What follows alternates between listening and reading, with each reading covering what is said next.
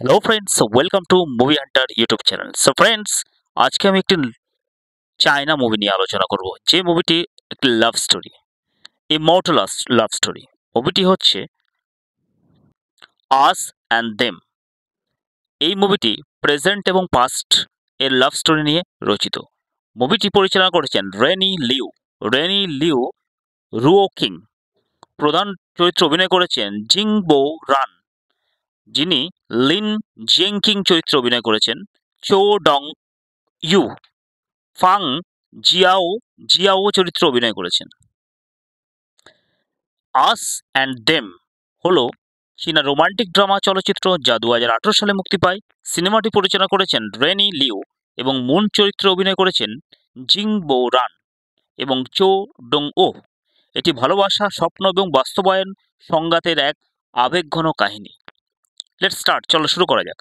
সিনেমার গল্প শুরু হয় বেইজিংয়ের এক ব্যস্ত রেল স্টেশনে, যেখানে লিন জিয়েংকিং এবং ফাং জিয়াও নামের দুই তরুণী প্রথমবারের মতো দেখা করে।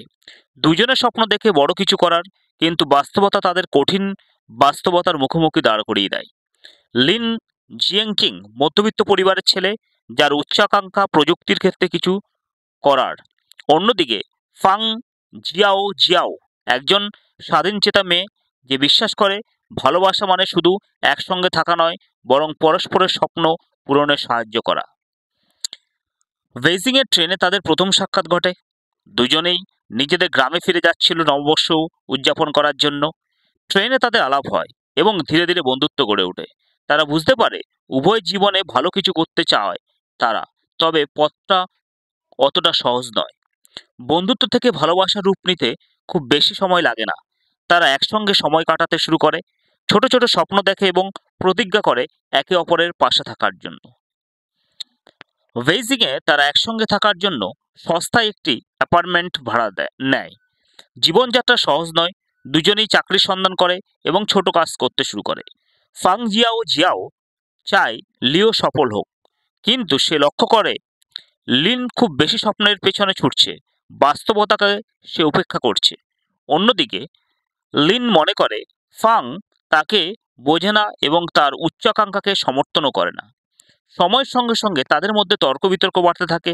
আর্থিক সংকট, চাকরির চাপ এবং পারস্পরিক ভুল বোঝাবুঝি তাদের সম্পর্ককে দুর্বল করে তোলে। একটি ঝগড়ার পর ফাং সিদ্ধান্ত নেয় সম্পর্ক থেকে বেরিয়ে আসবে।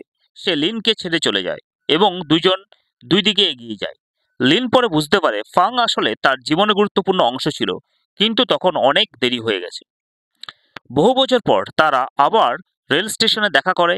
তখন তারা একে অপরের জীবনে কি প্রভাব ফেলেছে তা উপলব্ধি করে। কিন্তু তারা কি আবার এক হবে, নাকি শুধুই অতীতের স্মৃতি হয়ে থাকবে? এই প্রশ্নের উত্তর আমরা ক্লাইম্যাক্সের দিকে তাকালে স্পষ্টভাবে পেয়ে যাব। বহু বছর পর লিন জিয়েংকিং এবং ফাং জিয়াও আবার দেখা করে একটি বিমানের ভেতরে। দীর্ঘদিন ধরে তারা আলাদা থাকছে, কিন্তু এই আকস্মিক সাক্ষাৎ তাদের পুরনো স্মৃতিগুলিকে জাগিয়ে তোলে। তারা গল্প করতে করতে বুঝতে পারে একে অপরের প্রতি অনুভূতি হয়তো পুরোপুরি হারিয়ে যায়নি। লিন জিজ্ঞেস করে, তুমি কি কখনো আমাদের সম্পর্ক সম্বন্ধে ভেবেছো? ফাং কিছুক্ষণ চুপ থাকে, তারপর হাসি মুখে বলে, হ্যাঁ, কিন্তু সময় আমাদের অনেক দূরে নিয়ে গেছে। এই কথোপকথন বা কনভারসেশনের মাধ্যমে বোঝা যায় তারা দুজনেই একে অপরকে ভালোবাসতো, কিন্তু করা বাস্তবতা এবং জীবনযাত্রার ভিন্নতা তাদের আলাদা করে দিয়েছে। শেষ দৃশ্যে ফাং বিমানবন্দরে দাঁড়িয়ে থাকে আর লিন ধীরে ধীরে দূরে চলে যায়। দর্শকের মনে প্রশ্ন থেকে যায়, তারা কি সত্যি একে অপরকে ভুলে গেছে, নাকি এখনো হৃদয়ের কোনায় তাদের ভালোবাসা বেঁচে আছে? এই অস্পষ্ট আবেগপূর্ণ ক্লাইম্যাক্সের সিনেমাটি সবচেয়ে শক্তিশালী দিক, যা বাস্তব জীবনের অসমাপ্ত ভালোবাসার প্রতিচ্ছবি তুলে ধরে। এবং মুভিটি এভাবেই শেষ হয়, তাদের একটি অসমাপ্ত ভালোবাসার মধ্য দিয়ে, বা ভালোবাসার আহ, চিহ্নের মধ্য দিয়ে। সুতরাং সমস্ত দিক থেকে আমরা মুভিটিকে অ্যানালাইজ করলে এটা বলতে পারি এটি একটি স্কুল কলেজ জীবনের ভালোবাসা থেকে, যেটি হচ্ছে আহ, একটি স্বপ্নের ভালোবাসা ছিল। সেই ভালোবাসা যে বাস্তবায়িত কখনো হয় না এবং বাস্তব যে কঠিন, সেটি এই মুভিটির